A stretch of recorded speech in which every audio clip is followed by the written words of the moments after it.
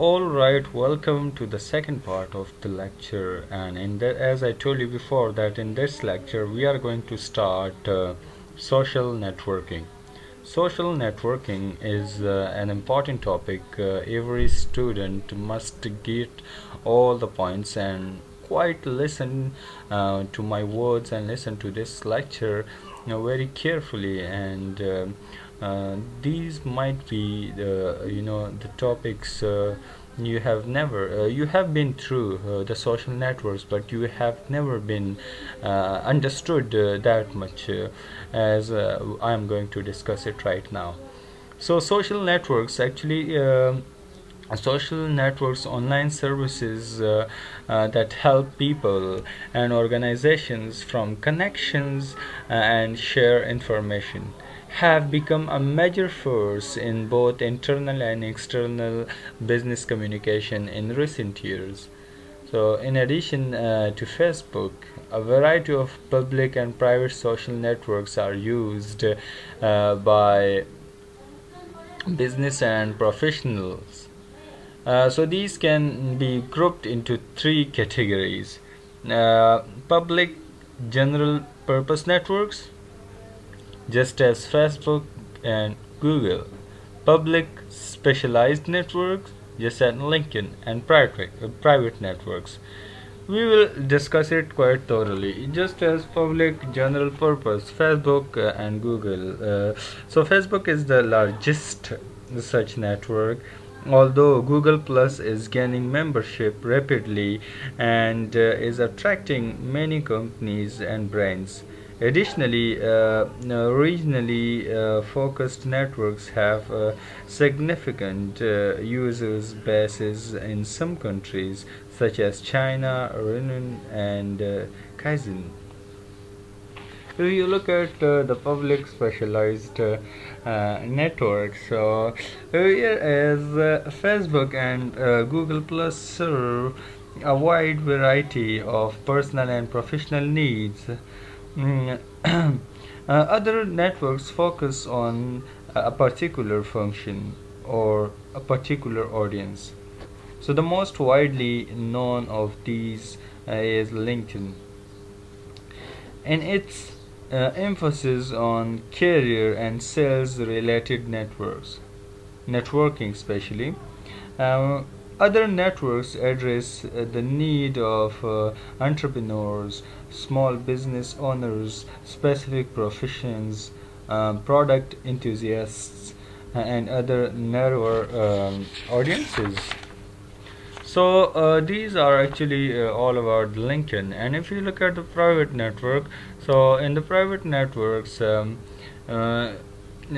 we have some companies that have built private social networks for internal use. For example, the defense contractor Lockheed Martin created its Unity network, complete with a variety of social media applications to meet the expectations of young employees or accustomed to social media, and to capture the expert knowledge of older employees nearing retirement actually. So regardless the purpose and audiences, social media or we can say social networks are more beneficial actually when all the participants give and receive information or advice and support and introductions, just as in offline social interaction. So the following sectors actually will help us and will describe us how social networks are used in business communication, and offer advice on using these platforms successfully.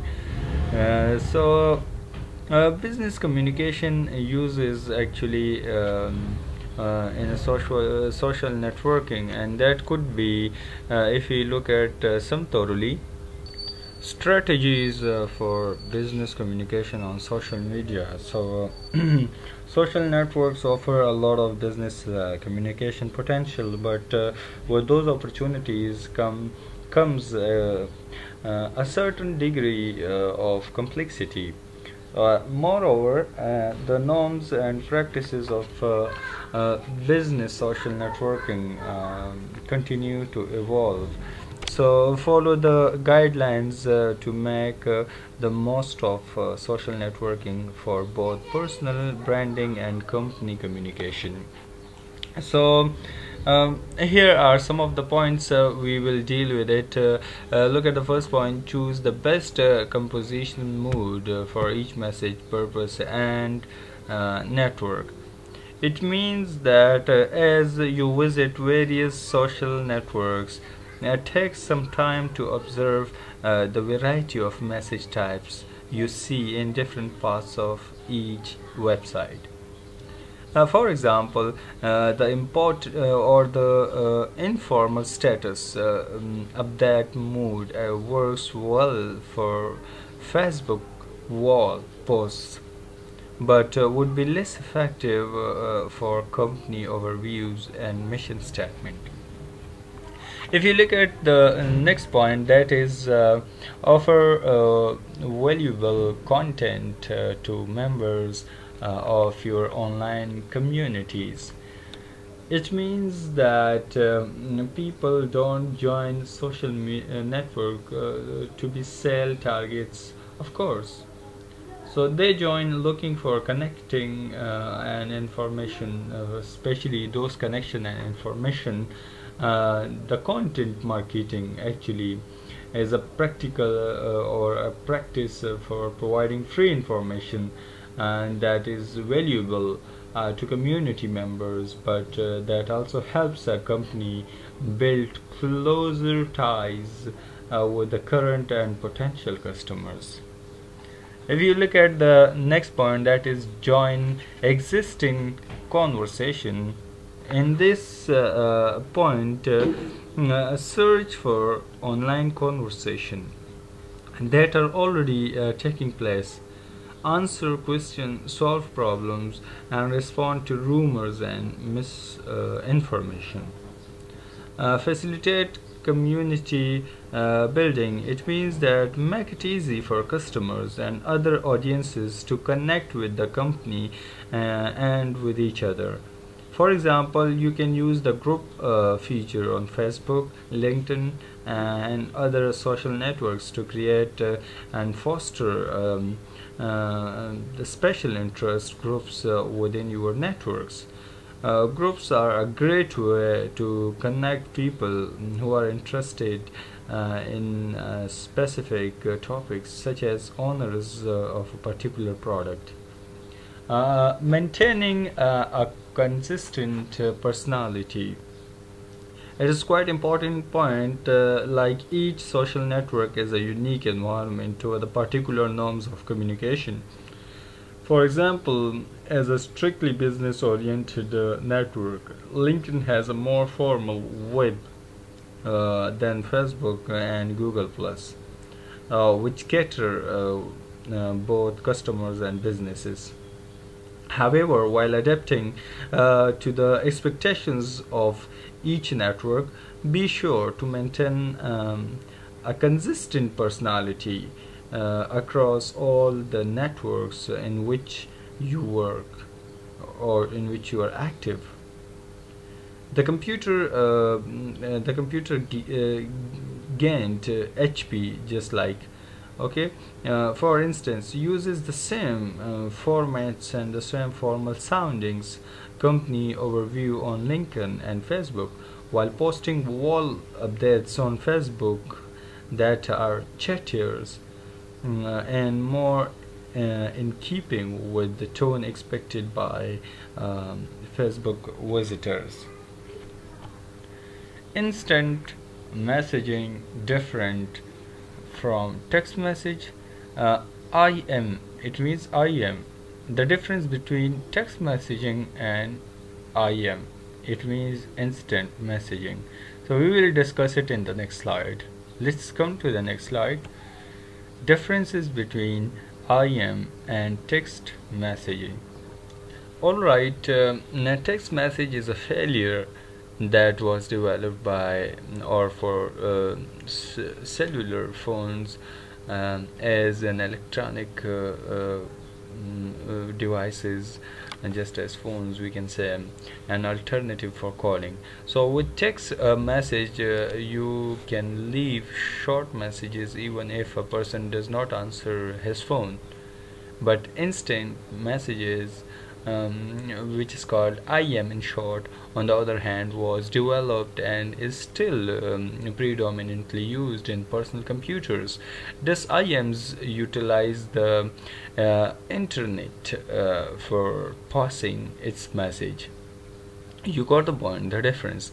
We will discuss it very deeply, but let me give you a short just difference, and that is with text message you can leave short messages even if the person does not answer his phone, and in IM actually it needs the internet for passing its messages.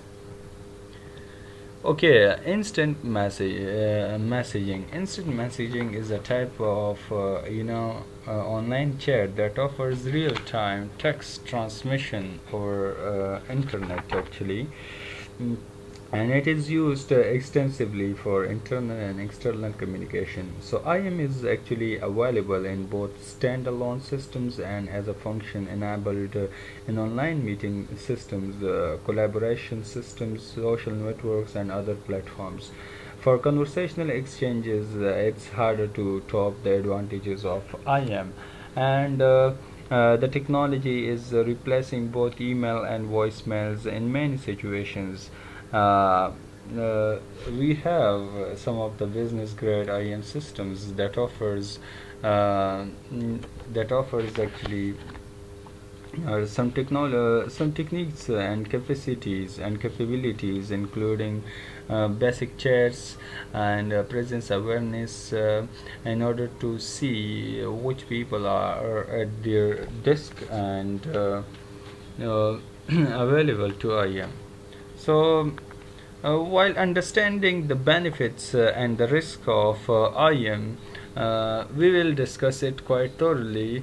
The benefit of IM include its capability for rapid response to urgent messages, lower cost than phone calls and emails, ability to mimic conversation more closely than email, and availability on a wide range of devices. In addition, because it more closely resembles one conversation, IM does not get misused as one to many broadcast method as often as email does. So the potential drawbacks of IM includes security problems, computer viruses, network infiltration, and the possibility that sensitive messages might be intercepted by outsiders. So the need for users authentication, making sure that online correspondents are really who they appear to be. So the challenge of logging messaging for let review and archiving.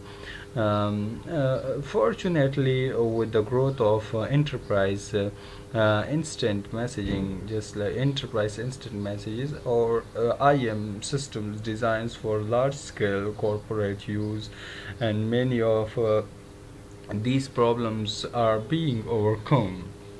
So we are going to talk about adapting the three step processes of successful IM in the next video. The part second has been completed. You must watch part C in order to learn adapting the three-step process of successful IM. Quite interesting topic it is, and quite informative it is. So I request all of the students to watch this lecture up till end, and you will learn a lot from it. Thank you so much for watching this second part, and we will talk adapting three-step process for successful IM, that is planning instant messages, writing instant messages, and completing instant messages in the next video. Thank you so much for watching this video, and stay tuned with the next video. And thank you.